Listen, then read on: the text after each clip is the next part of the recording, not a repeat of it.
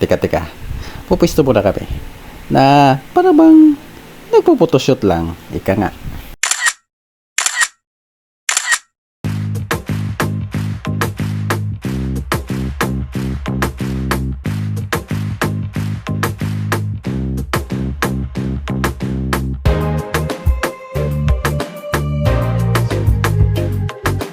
May napili kaming lugar na gusto namin puntahan. Ito ay ang 10,000 Roses, o diba talagang napaka-romantikong lugar na to.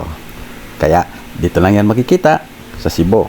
May nagagandahang mga rosas, parang kakaumpisa pa lang humahalimuyak, parang syuta na una nakaranas ng love. Ika nga, oops, mga overthinker dyan, huwag namang masyado.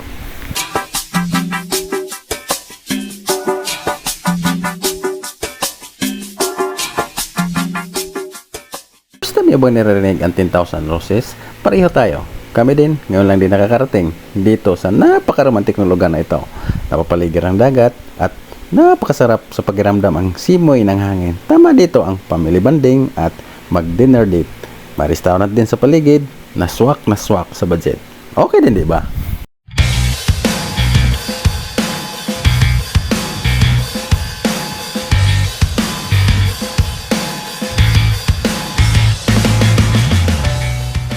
At siyempre, para mas romantiko, mayroon din kumakanta at tumutugtog habang papalamig ang gabi. Talagang napakaganda dito.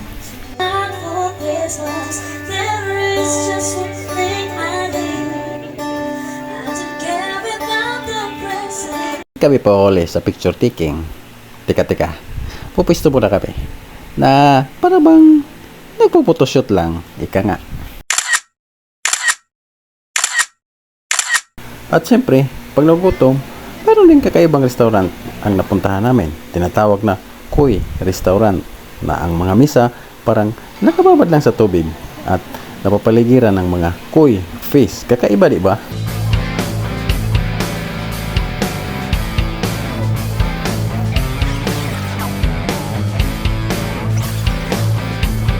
Punta naman natin yung Bohol, kung saan makikita ang Chocolate Hills saka Man-made Forest. Mayroon ding Boholiwood para naman masulit ang short vacation, ika nga.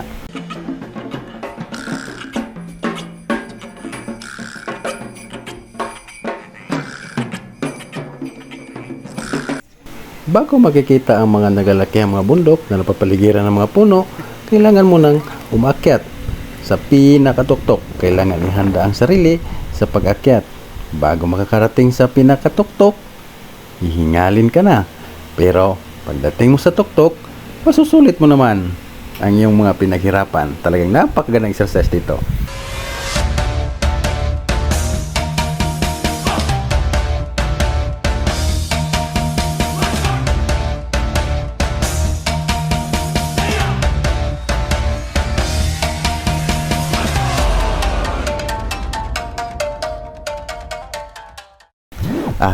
Ang susunod naman natin ang pupuntahan ay ang Sikatuna, kung saan makikita ang iba't ibang lugar na mga statue or popular na pasyalan sa iba't ibang bansa, na para bang nasa isang lugar ka lang pero parang nasa iba't ibang bansa ka na. O diba, sulit? O dito lang yan makikita sa Bohol, ang tinatawag na Boholiwood, the mirror of the world. Sulit, diba? So tara!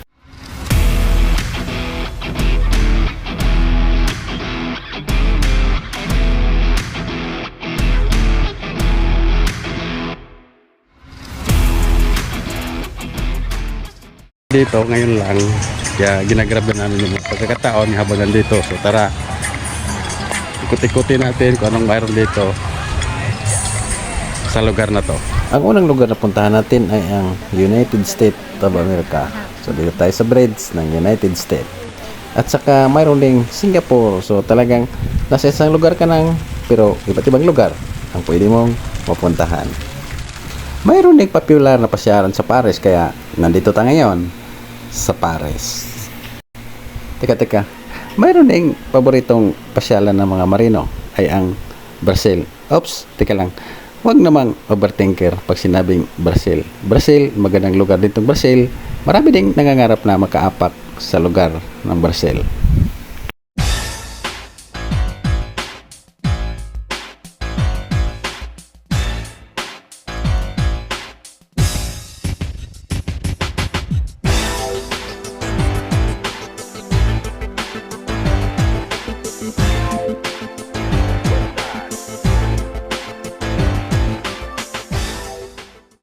Ang lahat ng mga to, dito lang ito makikita sa Visayas, dito sa Bohol at sa Cebu.